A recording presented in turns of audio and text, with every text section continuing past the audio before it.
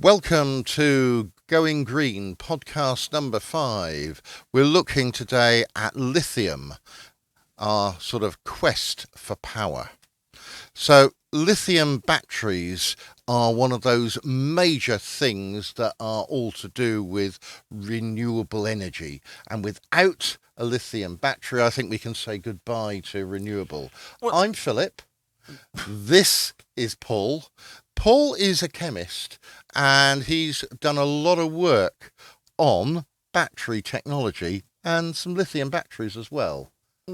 yeah. Well, I mean, it's one of those things where because it's the lithium ion battery is a Nobel Prize, we have to study it because, of course, it was revolutionary in its discovery. So that's where I come in from. But batteries have been around for ages. You hear about this lovely thing called the Baghdad battery, which was I don't know when that was found, but that was a good sort of BC when it was found.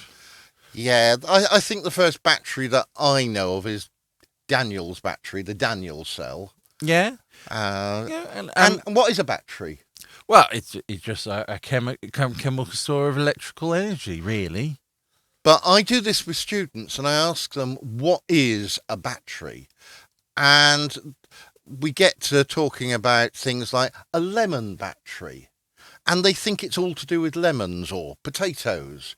But it's not, is it? No, well, the answer is it's the potential difference of two compounds exchanging electrons, and all we're doing is basically, instead of just connecting the two, we're just passing those electrons through a circuit. So it really is, I find, having two different metals, Yeah. two different reactive metals. One, Well, let's go for the old history case. The typical, the acid lead battery, which effectively was just a lead nickel battery.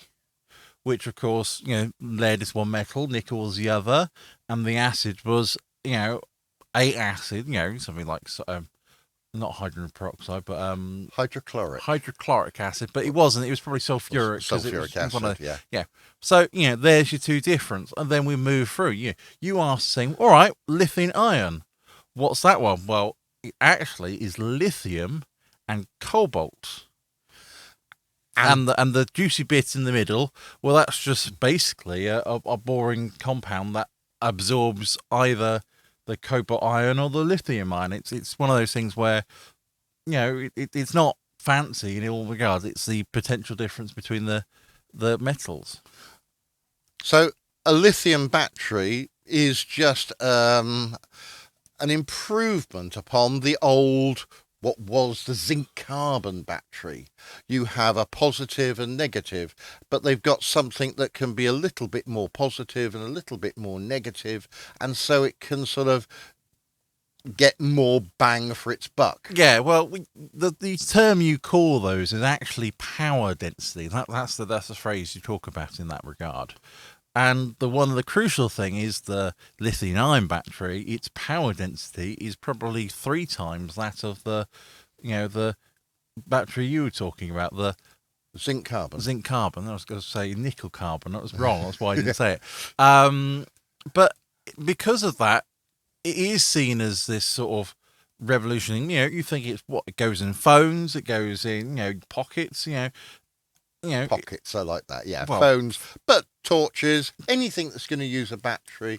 I know for my electric drill, I've moved away from one that plugs into the mains, and I just have it now on a lithium-ion battery.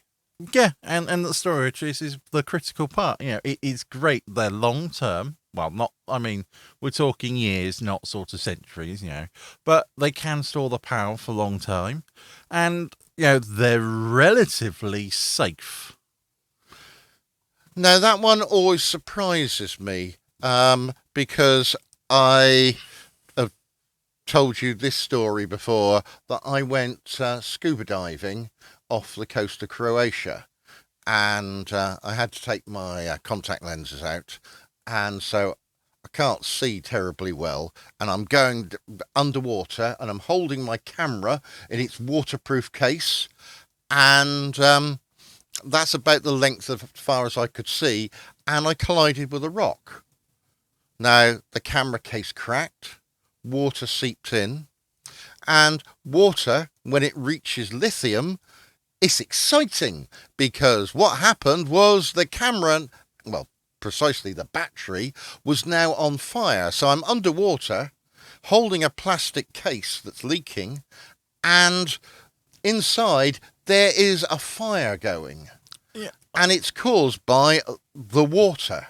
Well, yeah, I know. I when I said it was relatively safe, one of the major causes of these battery fires is either the improper use of the battery, or it's something gone wrong with the casing, or that's actually opened it up to the atmosphere, because they have to be. This is why they're sealed, and they have to be disposed of not in a nice atmosphere or a water or oxygen based atmosphere. They have to be done in special. When I do experiments with the alkali metals, the students find it interesting that we have a little sort of fire sometimes caused by these alkali metals, and when you put them out with water, which I do because we've got a very tiny amount, and we put a little bit of water on there, they're amazed to see more sparks. But I said, well, there, but we put it in the water and it was reacting. So lithium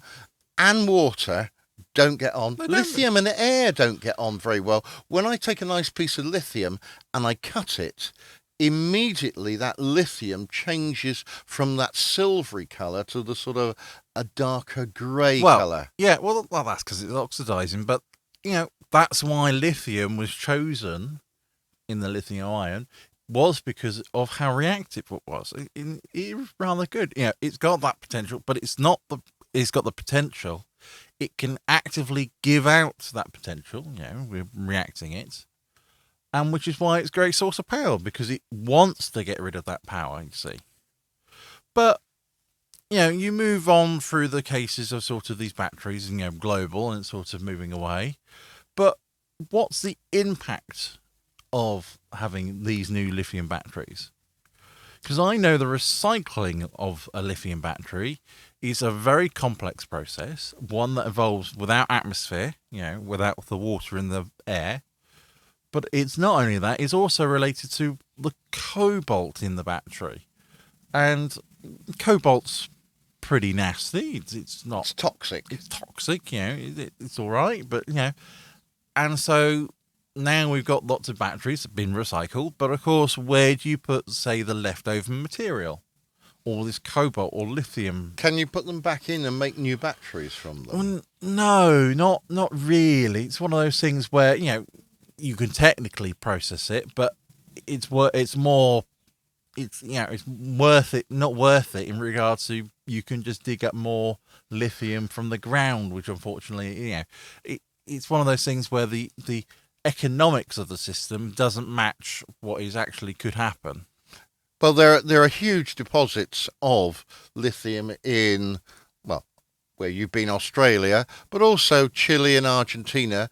But it's expensive to extract. It uses an awful lot of water, and it's generally fairly environmentally unfriendly. But there's been news very recently about lithium deposits found in Cornwall, right down sort of the bottom of Cornwall, and what they've been doing there is they've actually made their first lithium carbonate, and what they do is they make the lithium from the lithium carbonate, and they've worked out there's now large Cornish reserves of lithium, and it's quite good lithium. From that I mean it's fairly environmentally friendly. They've been looking at, watching on the news, this sort of digging down into Cornwall to try and get the geothermal heat. And with that water that's coming out in the mines, they're finding 260 milligrams of lithium per litre. That's quite a lot. That's pretty good. That's quite high, and it's flowing out at 40 to 60 litres per second. So that means that we've got 60 times 260 milligrams of lithium per second. That's quite a fair rate. I hadn't appreciated it was that sort of. And that means you're making, was it a battery for a phone's going to want a few grams of lithium. So they could, in theory, with that, make a phone battery every 2 or 3 seconds. They've got enough lithium to do that. Well, yes. So demand is soaring for batteries. Well, and we've now got this big supply in this country, so we're not going to have to go out to places like Chile and Argentina, which aren't really environmentally friendly ways of trying to do this. No. Now, recently we were overtaken by a Tesla, and it just zoomed past us as we were pootling in the inside lane at, well, we were doing 70 miles an hour, so I don't know how fast the Tesla was going. How much lithium is in a Tesla car battery? Well, it's probably just a single lithium battery. Well, No, for the car. How much? The whole, or all of it? Yeah, it's probably like 3 kilos or something. 12. I was surprised. It was 12 kilos of lithium go into one Tesla. Wow, and that's going to last several years. Yeah, exactly. It's one of those things. It's long term. It's meant to be. But you know, you just think of a single cell. You know, how much does a single cell use? And it's bizarrely, it's something like 3 grams. Yeah. And how many cells does a Tesla battery have? Yeah, quite a few. Yeah, and you just scale it up, and it's simple. But you know, so it's no problem in that regards. To yes, it's a lot, but it's a lot. You know. What we don't talk about is that, yes, we've managed to find this sort of lithium hiding in sort of the streams in Cornwall. But what they don't tell you is they've also found an awful lot of cobalt there. Cobalt's one of those common metals that you can almost dig it up anywhere. Well, yes, but more importantly, that there hasn't been much use for it. Yeah. Which is why it's sort of, yes, you can dig it up everywhere, but you know. Well, the same actually was said of the lithium. The lithium was a nuisance for all these copper, tin miners down in Cornwall.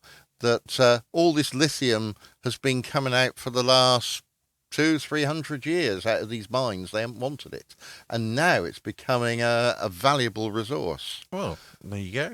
But we've got supplies here in this country of cobalt and nickel. Of course, you use nickel as well in these lithium batteries as well. Just it's one of those things. You've got to use the electrodes of something. It's yes, you do use nickel, but the nickel is not actually used in the electrochemical process. Yeah, it's just used to help make the battery. It's used to help make the battery. So you still need it, but we do need. It's one of those some things sort where of, you could probably swap out that nickel electrode and things like that, as opposed to, but that revolves. But we have got plenty of nickel. Yeah. Now, it's one of the most abundant of the metals that we've got it.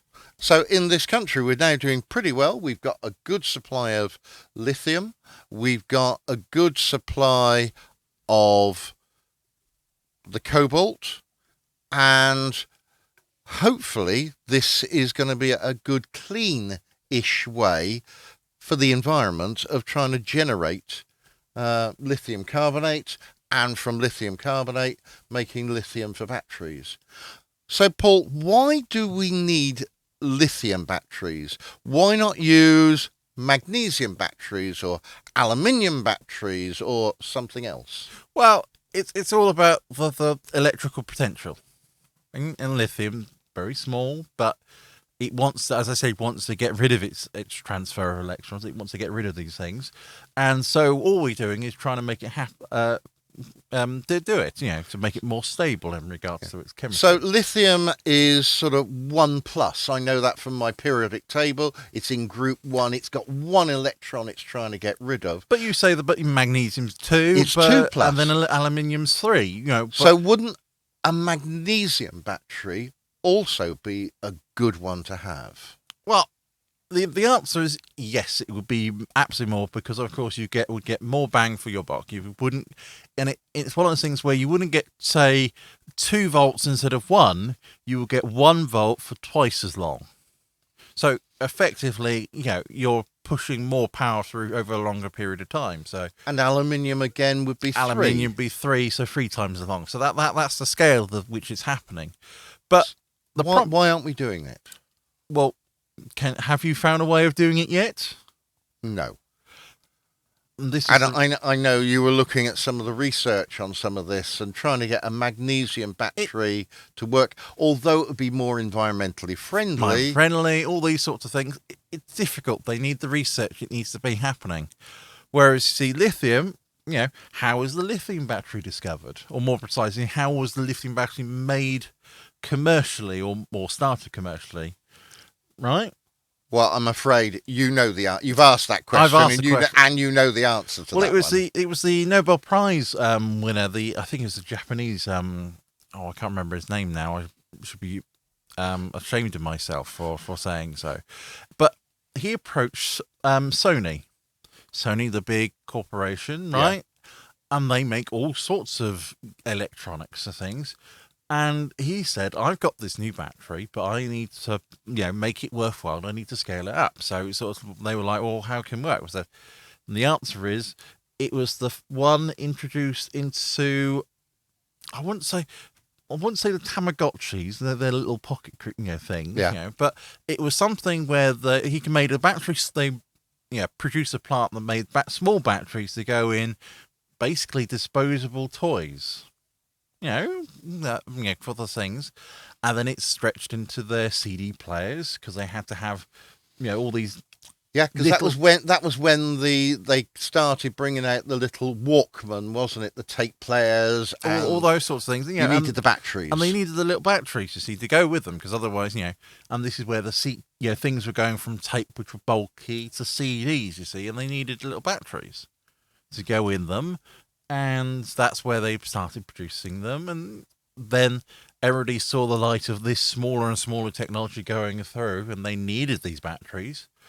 And so that's how all the revolutionary started, and that's how it got through, was because it was a small enough battery than the common nickel ones to go in small disposable things. And now, after a bit more research, they actually made it rechargeable, shall I say, not renewable. That's the difference, isn't it, really? A lot of these lithium batteries come in sort of, there seem to be 2 types.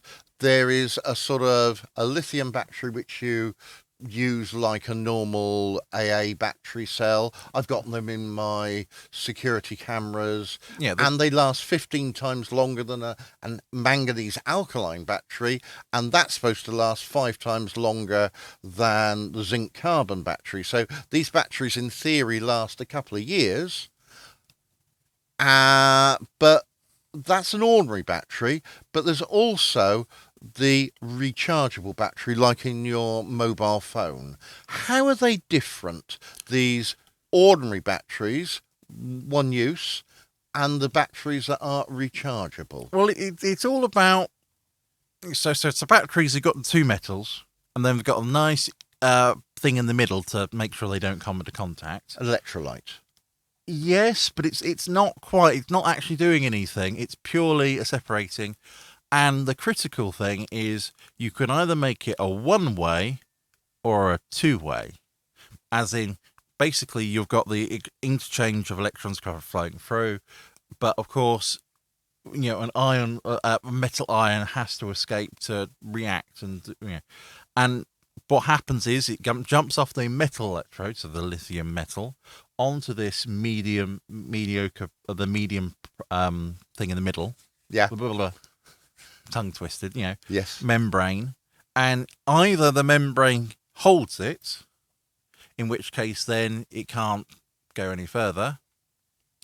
So then, or it can just take the electron and then release it back, or more to hold it until you pump electricity back through it, in which case then it jumps back across. So it's actually one of those things where it's all about whether or not you can transfer the electrons through this membrane, or is it only a one-way system, which indicates this is why you've got the rechargeables. Lithium ion rechargeable batteries then are sort of the future. If we can power them or charge them by renewable means, wind power, solar, or now possibly geothermal. Yeah, then they're good, because you can. This is the whole point. You can transfer these electrons back and forth, and see the metal just sits there and just either gains or loses one. It's not. And how long do these batteries last? Well, it's one of those things. Do they last forever? No, unfortunately they don't, which is the sad thing. Once they go on the membrane, you've got the likelihood of that specific ion getting charged, as in getting electron back. But sometimes they don't. So I've got a funny phone. I've got a rather nice sort of phone, which is basically like it's an Android pad. And we noticed one day that this little pad was a little bit thicker than it used to be. Yeah. And in fact, the whole back then came off. And you looked at the battery and you said to me... Well, yeah, so what happens is, at that membrane, you've got the electron, the lithium sticking onto it, and it either does go back or it doesn't. And then a new set of ions for lithium come up. Now, it can either stick to the membrane or it can stick to the lithium that was stuck on the membrane. Right? And then, this happens, thousands of times. And slowly, lithium builds onto the surface, and so there's no surface for this membrane to come into contact with it. Anyway. And you called them dendrites. So what happens is, of course, these lithium ions grow, and they grow on this membrane. And, they grow because they're metallic, and they grow crystalline structures. And basically what they do is they grow, I say fingers, almost like a snowflake. But they're more like stalactites or stalagmites. But, we call them dendrites because, obviously, they're sticking out anywhere. And so these fingers grow and they grow, and then they might grow all the way to where the lithium metal electrode is. And when that happens, of course, you've completed a circuit. It doesn't need to have flow through the electrolytes. It can just flow through the metal. And then you've got a circuit, or at least a short in the circuit. So the battery then goes kaput and no more power because it's enclosed. Yeah. So that's the problem. You see these things, And so the battery actually swells. Swells. So a lot of them are these lithium polymer batteries, aren't they? They're actually quite, I won't say they're soft, but they don't have a sort of a hard casing around No, them. they don't. So, you go from a sort of a metal sheet to suddenly a crystal of metal. And crystalline metal is a much larger structure than a sheet of metal, which is how these things expand. But they don't expand sort of nice and uniform, so that in the flat lay. No, they stick outwards from this membrane. I like flatly, yes. Well, New word, yeah. So that's how, unfortunately, they go. And it's sort of, how do you stop them from building? Well, it's how do you stop them crystallizing? Is it looking after your battery? I know when we had the first rechargeable batteries, you had to drain them right down because of the memory effect. Lithium-ion batteries don't have this memory effect, do they? No, but yes. It's not as bad. It's not as bad. It's not bad at all. But the critical thing, of course, a way of, I say, stopping the dendrites, but a way of making sure the dendrites don't form is to charge it up when the battery's low, because that makes all the lithium on the membrane go back to the electrode, and then drain it all so that it's full. Instead of having, if you charge it at 50%, you've got some on and some off. So it's sort of this. But they suggest you don't run down lithium iron batteries to nothing, don't they? No, but you don't want to make it go zero or flat and then charge them back up. You really want to make sure that sort of it got 10 or 5% charge left in that, so it can charge back up. But it's like, all right, you're going on holiday. What charge level do you put, say, your laptop battery or your phone battery for long-term storage of for about a month or even 3 months? What battery percentage do you leave your device at? I would have opted for something like about 60-70%. It's about that. From about 75 below, really. But you want to charge it, make sure it's 30 above, because obviously the charge or the usage, the battery drains fastest at 100%, and then slowest at the lowest, which seems a bit easy. But it actually doesn't do that. It actually, the slowest or the maximum output or the minimum output is during the 80 to 30% battery charge. And then it drains quicker at the end. So it drains quicker and then slowly and then quick. So if you can get it to drain slowly, over the long term, slowly in the middle, that, well, this is how the Tesla batteries work. And you see, when you drive your Tesla, you're not draining all, one battery at a time. You're draining all the batteries simultaneously. So they've got these, and when you charge them up, you're charging all the batteries simultaneously. This is to help the long-term use. Then, clever things have been noted about these things. So, that's how it works. Okay. So there we are. We've had a little look at lithium batteries, where they come from now and how we use them. Next time on our podcast, we'll have a look at, I think, some future food. Ooh.